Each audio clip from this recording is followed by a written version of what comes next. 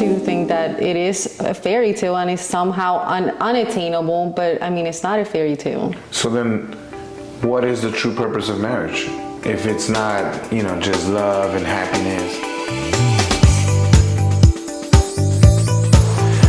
Welcome to Café, Negro show. We're so excited to have you guys back. This is season 3, episode 5. I am your host, George. And this is Adriana. Today, we're excited to be back with you guys. We are almost 7,000 strong on YouTube. If you have not subscribed yet, please take this time to subscribe, like, and share for more. We're also on Spotify now and growing. So for those of you that have not joined us yet, this is a quick little background. Yes, so we've been married for 15 and a half years. Yes, and we've always taken the time to just invest in our relationship, definitely took the premarital classes before getting married, which helped us out tremendously, and always just continued on taking different classes, different workshops, just to invest in our marriage. We've taken communication classes. We've led several pre-married classes that have helped us touch on subjects that we haven't touched on in a long time. And yeah, just definitely investing in the relationship. Never stop. Yeah, still learning. We're just basically taking this time to share with you guys what we have learned and hopefully continue to share what we continue to learn. So let's get started. Today we have such a great subject. You want to give us the title? You want to introduce us? Let's go. Sure. So the title for today's episode is Marriage is Not a Fairy Tale. Marriage is not a fairy tale. Ooh. So you're going completely against the whole Disney story of the princess waiting for the hero and they live happily ever after. Yes, because the world wants you to think that it is a fairy tale and it's somehow unattainable, but I mean, it's not a fairy tale. So then, what is the true purpose of marriage? If it's not, just love and happiness, what would you say? Let's dive into that. What is the true purpose of marriage, right? I think marriage is basically like the building block of society. That's how it started in the Bible, right? After God created Adam and Eve, well, first Adam, he saw that Adam was alone. And, even though Adam had everything, this beautiful creation that God gave him, he saw that Adam wasn't happy. What did he say? It's not good for the man to be alone, so he created a helper. And that was the beginning of society. So I believe marriage is the building block of society. Great point. In various different places where the Bible speaks pro-marriage and the benefits and the strength that it brings, not only to ourselves, like what we're saying, it's bigger than just us. We're able to understand that marriage, like you said, creates a strong society. Marriage has a bigger purpose than just being happy all the time. So we're gonna just kind of talk about that. So as we said, what is the true purpose of marriage? We live in a time where social media, our friends, and everything around us is showing us that we need to feel happy in a marriage in order for it to be the right marriage. You need to feel amazing and butterflies and at all times. And when things change, then you move on to the next, and it's like, it's such a dangerous pattern that seems to become more popular this day and age. But what we have been learning through the classes that we've been taking is that it's not about that. It's not about the whole fairy tale, happy ever after. For those of us that are experiencing life on a daily basis and have spent some time on earth, we can testify that it's not always roses, that there's definitely a lot of growth, a lot of growing pains and compromise and a lot of things that go into being married. Yeah, going back to Genesis to kind of reinforce what you're saying, when God is talking to Adam and Eve, right? And when they're getting kind of kicked out of Eden, he says that it's going to be hard. He says to Adam, it's going to be hard for you to produce, the labor. It's going to be hard to Eve, giving birth. And it's not just giving birth, but he does pre-warn them, hey, this is not going to be easy. So I think from the beginning, God is telling you that it's not going to be peachy keen all the time. Correct. No, and so many things. So obviously, life itself, not even just marriage, life itself, can be very challenging. It's a beautiful journey. It's a beautiful journey, and by all means, I thank God every day for the blessing to be able to live this life, even if it's not easy. You know, it's a blessing to be here, the opportunity to experience life, ups and downs. But understanding that it's not about happiness, right? So if it's not about happiness, what is it about? You know, you had mentioned that God is definitely pro-marriage. He says that it's not good for man to be alone. And in Ecclesiastes 4:12, he talks about the strength of marriage, as far as like he says, though one may be overpowered, two can defend themselves. A cord of 3 strands is not quickly broken. So he's talking about the strength of staying together, right? Even through tensions and stuff like that, for us to be able to overcome these challenges of life and marriage. I mean, I think it's important first to not redefine the definition of marriage, right? The Bible tells us, right, it's between a male and a female. So let's not redefine that definition. It's not about happiness. And there was actually a message in church saying that literally the pastor said marriage is not about happiness, it's about holiness. So I think marriage is about honoring God. It's not about happiness. It's about how giving God the glory. How do you give God the glory? By putting him as the center of your marriage. Very good. That's exactly what we're going to. I mean, we took the same classes, we lived together, so we think alike. But yes, that's the thing. Instead of looking at marriage as my happiness, you take yourself out of the equation as the forefront, and you put God as was it Einstein's norm? Sorry, we have our goal, and he was always around Adriana. He just fell asleep, and now he snores. But it's important for us to understand that, for us to really, really, really look at it as God in the center, right? Because now God being in the center is not about, the focus is no longer me and how I feel, because my feelings is a roller coaster. Sometimes I wake up cranky. Sometimes I wake up with energy off the roof, and then you're just like, calm down, I'm just waking up, it's too early. I need so much. That just happened today. I'm like, so, but that's what I'm saying. So unlike us who tend to be, ups and downs, God is solid. God is a rock. In the storms, in good times and bad times, he doesn't move, so we have to attach ourselves to the rock. Right. I mean, it's all about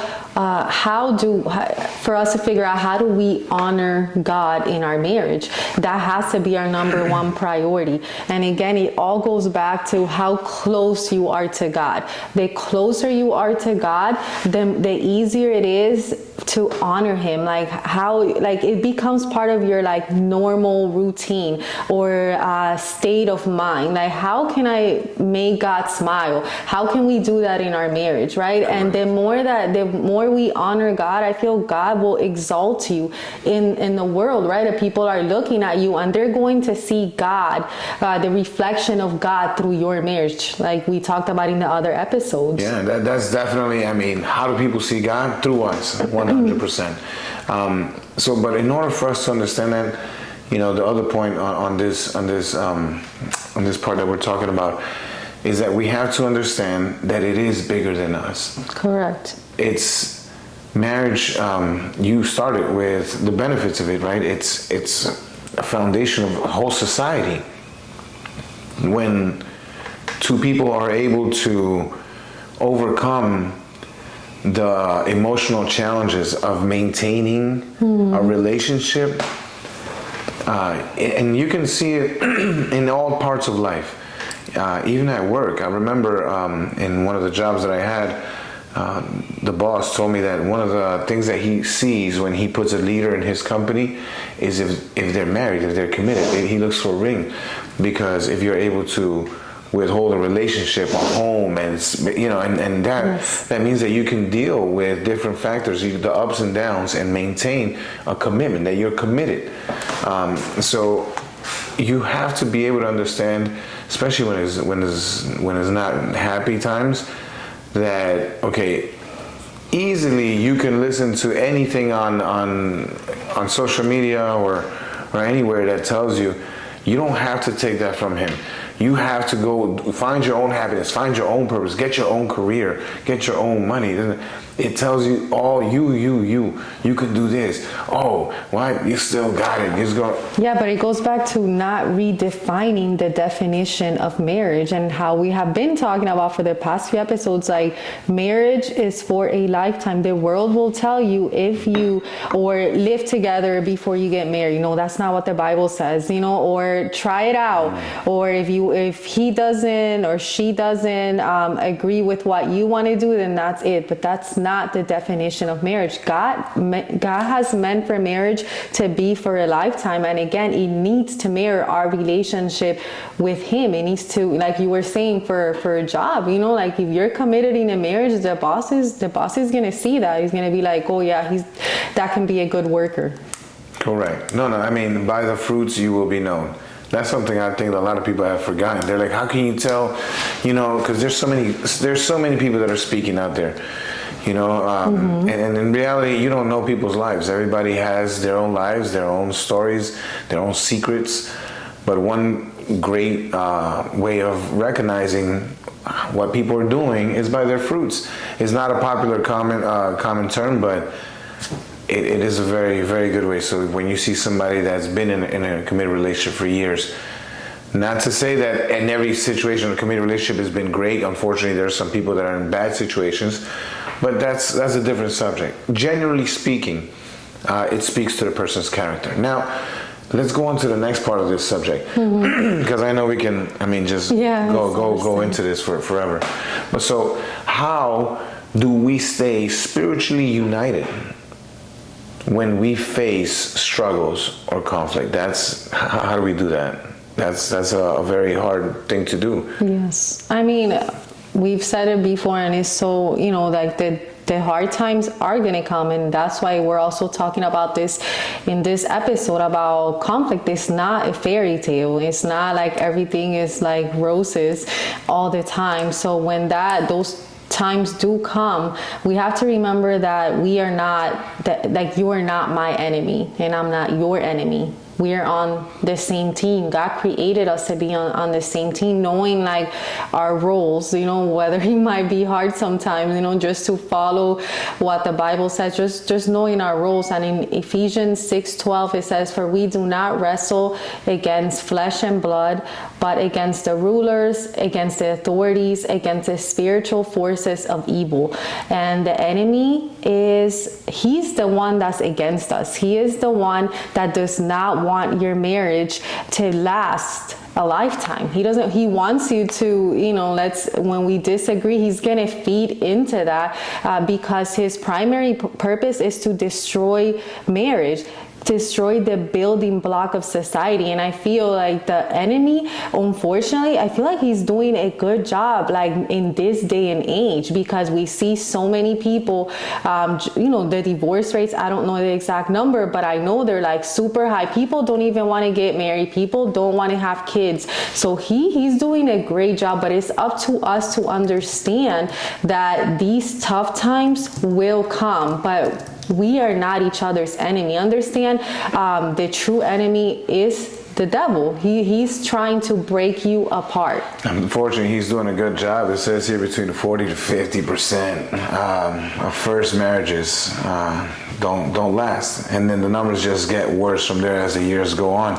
I think the thing is that people don't understand that. It's like, are we fighting each other or are we fighting for each other? Correct. The verse that you just talked about, the spiritual warfare, it's not, so now that we have children, right, definitely there's so many ways that I see things, and I think about in the future when our children are in their relationships, right, I pray that So, for example, from the boy's perspective, from Luca, right, and he's in a relationship, he's not going to be perfect, he's going to mess up, right, but genuinely, he has a great heart, you know, and if he loves somebody, he's really going to love that person. And I pray that that person is able to understand that he's not perfect, but that they have gold, you know, and he's worth, and my daughter too, that they're both worth fighting. It's worth fighting for them. Like if you just pause because of one mistake and lose that relationship, like you're not gonna find, you know, somebody else that with the qualities that he has, you know. I mean, not perfect, but you have to see beyond, you know, the flesh. You have to understand that it's a spiritual warfare, you know. Like we can't fight against each other. You're not the enemy. We have to fight for each other. Yeah, there's just so many different things that you could say. You know, if we continue on the world continues on with the mentality of, you know, just going from partner to partner until they find the right person. I mean, you are just giving yourself like over and over, especially for a woman. I mean, I can't even imagine just continuing to do that. What would that do, like, emotionally? Like, you're just really damaging yourself, like, emotion. And that's just another area for the enemy to go in and destroy, not let you fulfill the purpose that God has for you. And also, you know, some people are in committed relationships for years, and then the enemy will get in there, break up, and it's like there you lost like the peak of your life, like your strength. And it's just like, just to start over, when if we could just follow God and like just listen to him and honor him through our marriage. Remember, you are in the same team. I think that's something that will help so much in these moments of conflict. Remember that you are in the same team. At that moment, man, you know, I mean, naturally, the person that you're closest with, the person that you feel the most for, you're gonna get is going to be the person that makes you feel the best and also stresses you out the most, because you have that much effect, right, on my daily, you know, on how I feel. But if I always remember, you know, whenever we're in a conflict or something like that, if I remember, listen, we are in the same team, and it's bigger than just how I'm feeling right now. There's so much more that our marriage brings. Our marriage brings a home. Our marriage brings testimony to our community. Our marriage is producing in the community as well, you know, and we're showing God through what we're trying, you know, like we are trying, you know, and I pray that you guys are praying for us also, because we're in this together, you know. This is also a continuous growth, continuous battles that we have to go through. But always remember that we're in the same team. I think that's very important. Yes, and just also remember that our marriage mirrors God, our spiritual marriage with God. So practicing forgiveness, as we talked about before, is important, because there are times that we will let each other down, right? Sometimes it's like really big, as we have experienced. Sometimes it's like not so big, but there obviously those times are gonna come. And practicing forgiveness as God shows us forgiveness every single day, and there is no greater love than the one that God shows us every day. So we have to mimic what God shows us every day. So how can we protect our relationship from spiritual drift or distractions? Go to the verse, 1 Corinthians 16, chapter 16, verses 13 through 14. It says, "Be on your guard, stand firm in the faith, be courageous, be strong, do everything in love." I think what I gather from this verse is just marriage is one of the biggest treasures you can acquire, like, on this earth, and you have to protect it as a treasure. You have to be on guard, because there is someone, aka the enemy, that is going to try, that it will continuously try to destroy that, or to rob you of that treasure. So we have to guard it, like, with like with everything. It's so important. I had a lunch with Pastor Matt the other day, and he told me something so cool that he also, obviously we're all learning in this life, and he mentioned about a preaching of gates and boundaries. So there should be gates before the boundaries to understand how to protect our relationships, right? In other words, as we get to know each other, right, we have to be proactive, right? There's so many conflicts that are coming our way, so many situations that are going to come our way in a marriage because we are two thinking beings, two different minds, right, that are trying to come together in agreement and constantly in every year as we're also growing. So as we grow, we have to be aware of the things that weaken us, right? Right. There's certain people that maybe show up in our lives that could weaken us.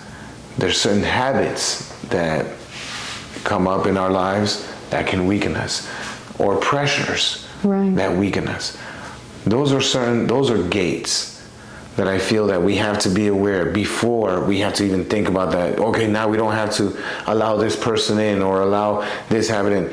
Before we even get to that boundary boundary stage, there should be some gates to even prevent you from getting there. Situations that you shouldn't be in to prevent you from having to even set those boundaries. That's why communication is so important, right? In a relationship, in any type of relationship, especially in a marriage, because these are conversations that need to be talked about. I cannot expect you, right, to understand what I'm like, maybe something that I'm struggling with, or, sometimes you're struggling with something. Yeah, I mean, as much as I know you, there are things that I don't really understand. So it's just open communication. Don't expect the other one to know what you're feeling. Even if you think it's obvious, it might not be obvious to you. And also, aside from that, also have that, be able to have confidence in the other person that if you are going through something, I feel like this is going to be a problem. Let's pray together about it. Again, it's just being open. It's being honest. Yeah, just have open communication and just having understanding that, your partner, your spouse is your best friend and you should be able to tell them everything. Yeah, understanding. The Bible says be on guard. If you got God's attention, you should know that you have the enemy's attention as well. So God is pro-marriage, and He wants that for the community. He wants us to be able to build these relationships, right? Because it does strengthen us spiritually and everyone around us. So we are at war spiritually. So we do need to be on guard. We do need to understand that it's not about being, happy all the time. It's not necessarily about, going out to dinners and spending money. And no, it's more than that. It's about what we're building, right? It's about God in the center and what His purpose is through this relationship that we're building. Right, and also says be courageous. So if you need that courage, right? There are those times that are like scary that come.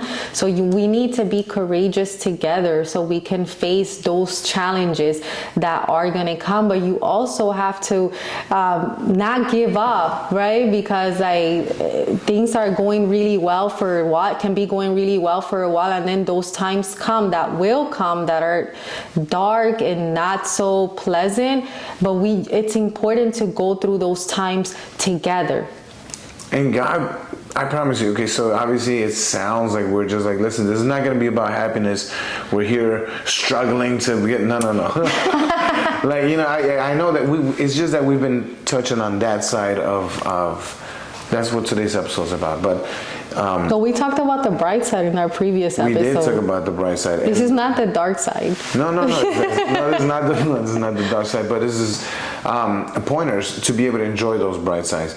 And it's like in everything, right? If you have your own business or anything that you're trying to build that's worth having, it's not going to be easy. There's certain things that you have to do and intentionally, continuously do to grow and keep alive and and going. And then obviously as time goes by, we're building something so amazing that not only brings us joy, but also peace, of being able to live God's purpose on earth, At some point in life, it can't just be about, oh, I want to do this, I want to do that. It has to be more about like bigger than us.